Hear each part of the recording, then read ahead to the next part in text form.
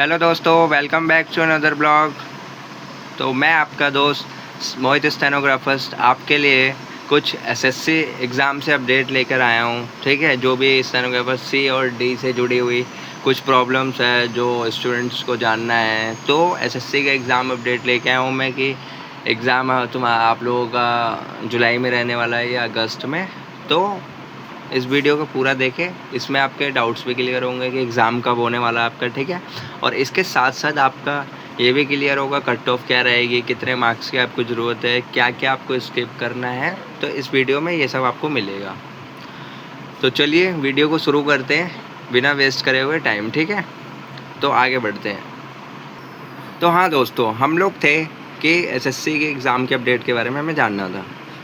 तो पहला पॉइंट है एसएससी का एग्ज़ाम कौन से मंथ में होने वाला है। तो जैसा कि आप सभी को पहले ही पता होगा कि जब नोटिफिकेशन हमारी अप्रैल में आ गई थी, तो अब हमारा जो एग्ज़ाम होने वाला है कंडक्ट, वो हमारा जुलाई में भी हो सकता है और अगस्त में भी हो सकता है। ठीक है, ये दो में इन्हें मतलब इस डेट में जुलाई तो जैसे चल रहा है, अगस्त में भी हो सकता है, अगस्त के जुलाई के एंड वीक में भी हो सकता है। जैसे कि अगर मैं प्रेडिक्शन करूँ तो 27, 28, 29 जुलाई। ठीक है, और अगस्त में फर्स्ट वीक में हो सकता है या इंडिपेंडेंस के बाद हो सकता है 20 तक। तो मतलब होना ही है, 20 से पहले एग्ज़ाम होना ही है। ठीक है, अब बात रही एसएससी किस दिन परीक्षा आयोजित कर सकती है परीक्षा को, तो जुलाई अगस्त जैसा कि मैंने आपको बता दिया। फिर आगे देखते हैं हम परीक्षा का लेवल इस बार क्या रहेगा। तो अगर आप परीक्षा का लेवल इस बार रहेगा एसएससी का, वो रहने वाला है मॉडरेट। ठीक है, ज़्यादा इजी भी नहीं रहेगा, ज़्यादा हार्ड भी नहीं रहेगा।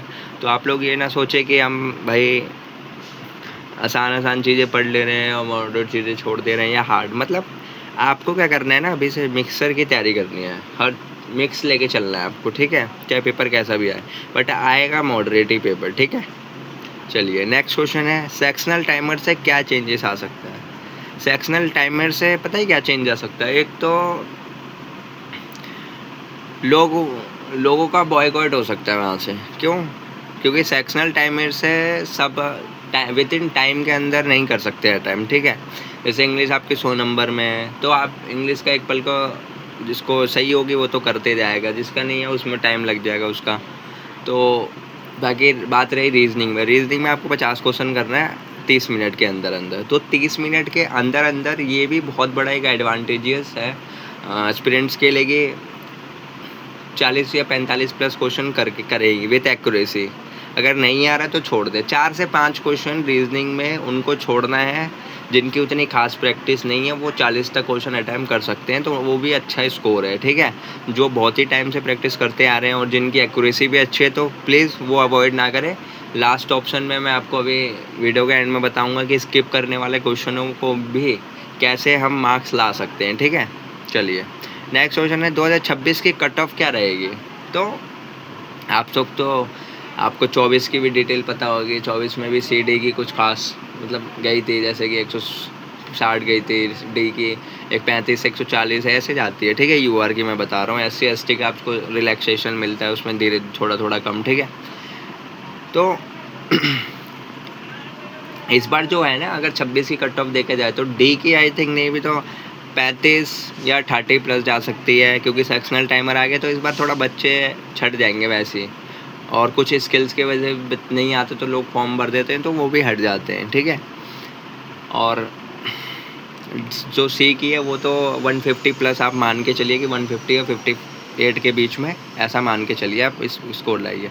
आप अपना टारगेट ऊपर ही रखिए तो नीचे का आप अचीव कर सकते हैं। ठीक है, नेक्स्ट पॉइंट है एमईए कितने अंक पर प्राप्त हो सकता है। तो एमईए का फुल फॉर्म होता है मिनिस्ट्री ऑफ एक्सटर्नल अफेयर्स। ये कितने अंक पर प्राप्त हो सकता है, तो इसके लिए आपको 2026 में 158 से 167 के बीच में आपके नंबर होने चाहिए, तो आपको ईजिली मिल सकता है। ठीक है, नेक्स्ट है post grade C and D की कट ऑफ क्या रहेगी। तो सी और डी की कुछ खास नहीं जाएगी। डी की आपकी 135 से 40 जाने वाली है, या 30 भी जा सकती है यूआर की, पेपर अकॉर्डिंग टू बिहाव ऑन पेपर। ठीक है, कैसा आपका पेपर का लेवल आता है, मॉडरेट है, इजी है, हार्ड है, वॉट एवर। ठीक है, उस पर डिपेंड करेगा आपकी कट ऑफ क्या जाएगी। ठीक है, बाकी आप प्रिपरेशन करें तो सी के ही करें, क्योंकि आप सी के करोगे तो आपको डी डेफिनेटली मिलना है तो मिलना है, वो मिलने से आपको कोई नहीं रोक सकता, ठीक है। सी का आप अगर प्रिपरेशन करोगे तो डी मिलने से आपको कोई नहीं रोक सकता, ये आप भी जानते हैं, मैं भी जानता हूँ।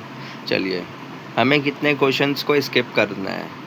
तो क्वेश्चंस जैसे कि अब मैं बताता हूँ, they are mainly 3 subjects you have and in which you are doing English, you are doing also reasoning, you are doing also GKGS, and in that English is 100 marks, ठीक है, reasoning 50 marks, GKGS 50 marks.